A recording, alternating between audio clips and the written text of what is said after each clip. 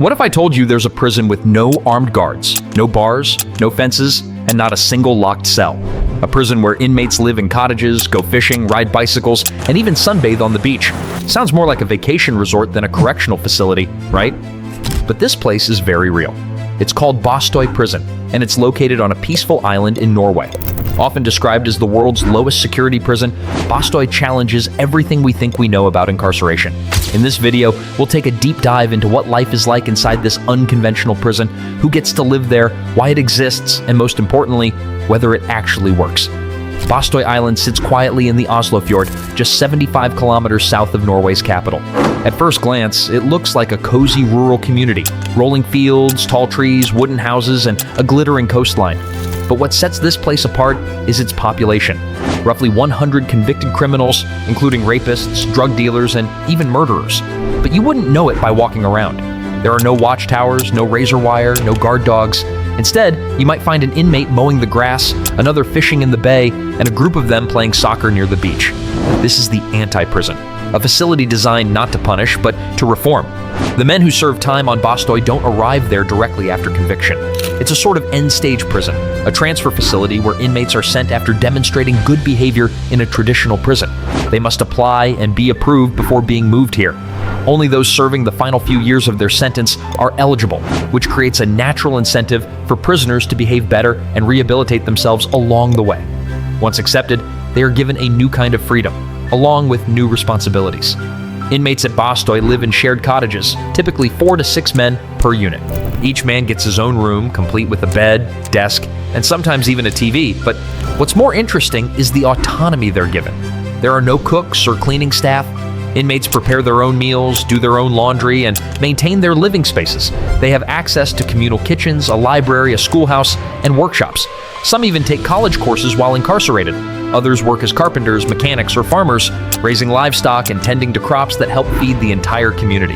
A typical day starts around 7 a.m. when inmates report to their jobs. These might include working in the island's sawmill, tending to horses at the stable, or doing maintenance around the island. They finish work around 3:30 p.m. and are free for the rest of the day. Some go fishing, others play music, read, or relax. There's a church on the island, a soccer field, hiking trails, ski equipment in winter. It's a peaceful, almost pastoral environment. And at night, inmates return to their cottages and lock their own doors from the inside, for privacy and personal safety, not to keep them in. Security on the island is almost invisible. There are no guns, no shackles. Guards are called officers, but they don't wear uniforms or carry weapons. They interact with inmates more like social workers than authority figures. And at night, there are only 5 staff members on the entire island. If someone wanted to escape, they could, technically. But escape attempts are rare. The irony is that the more freedom Bastøy gives, the fewer prisoners seem interested in abusing it. Most know that if they flee, they'll be caught and sent back to a traditional high-security facility, and no one wants to lose Bastøy. The philosophy behind this setup is simple yet radical. Prison should not be about revenge or suffering. It should be about preparing people for life after incarceration. In Norway, the justice system believes that the punishment is the restriction of liberty, not the addition of misery. Once someone has been sentenced, they've already paid their due in the eyes of the law. The goal now is to make sure they never come back. Bastøy is built around this idea. It's not about making prisoners feel worthless, it's about making them feel responsible, capable, and worthy of rejoining society. Many critics, especially outside Norway, find the idea absurd. They argue that such leniency sends the wrong message, that people convicted of serious crimes shouldn't get to ride bikes and sunbathe while others struggle to get by on the outside. Some even call it a betrayal of victims. But those who defend Bastøy point to the numbers, and the numbers speak loudly.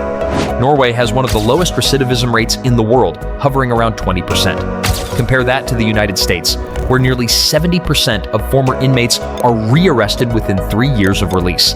In a system like America's, where punishment is harsh and resources for rehabilitation are scarce, people often leave prison more broken than when they entered.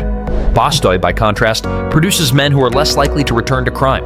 And if the ultimate goal of prison is public safety, then perhaps Bastøy is doing something right. The results go beyond recidivism. Violence inside Bastøy is nearly non-existent. Inmate mental health is significantly better. Medical costs are lower. There are no riots, no gang fights, no suicides in over a decade. This is partially because of the environment, but also because of the way the inmates are treated. They're given purpose, structure, and dignity. They are not infantilized, beaten down, or broken. They are given a stake in their own future, and many rise to the occasion. Of course, not everyone can be trusted in such an environment. Bastoi isn't for hardened gang leaders or terrorists. It's for those who have demonstrated change, who have served most of their sentence, and who are committed to re-entering society. But what makes Bastoi exceptional is that it believes in second chances. It assumes that even those who have done terrible things are still capable of redemption. That rehabilitation is not just a theory, but a goal worth chasing. And Bastoi isn't alone. Other countries have experimented with similar open prison models. Finland has several open prisons where inmates live in dorm-style housing and work jobs outside the prison during the day. Germany emphasizes rehabilitation with strong support systems and work release programs. In the Netherlands, low crime rates have actually led to the closing of many prisons altogether. But Bastoi remains the global icon, the gold standard of the open prison system. Perhaps one of the most telling things about Bastoi is how the inmates themselves describe it. Many say it's the first time they've been treated like humans in years. Some admit they initially didn't know how to handle the freedom, but over time, they adapted. They began to feel a sense of ownership over their lives. They started thinking about their futures, what kind of father, partner, or citizen they might become. For many, that shift would have been impossible in a traditional prison. In the end, Bastoi challenges us to ask a difficult question. What do we really want from our justice systems? Is prison meant to destroy or to rebuild? Is vengeance more valuable than transformation? The answers are not simple, and no single model will work perfectly everywhere. But Bastoi shows us what's possible when we stop thinking of prisoners as monsters and start thinking of them as people. People who made mistakes, sometimes horrific ones, but who are still capable of change. As strange as it sounds, the world's lowest security prison might just hold the key to a safer, more just world. Not because it's soft, but because it's smart. Not because it coddles, but because it corrects.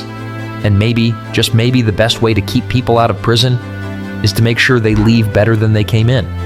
Bastoi challenges the very foundation of how we define justice. It asks us to consider that accountability doesn't have to mean humiliation, that structure doesn't have to mean suffering, and that dignity isn't a reward for being perfect. It's a starting point for change. Inmates on Bastoi don't just serve time. They learn how to serve themselves, their future, and their community. This model forces us to confront an uncomfortable truth. Harsh prisons don't always make safer societies. In fact, they often make things worse, fueling cycles of violence, poverty, and trauma that ripple through generations. But when we shift the focus from punishment to preparation, from fear to function, we start to see something powerful: hope. So, what do you think?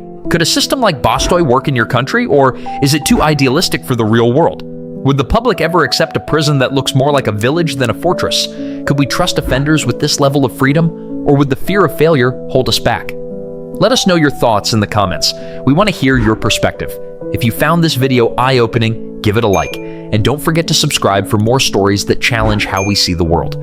Share this with someone who still believes that locking people up and throwing away the key is the only solution. Because sometimes the softest approach makes the strongest impact. And in a world full of bars and cages, maybe the boldest act of justice is to build a door instead.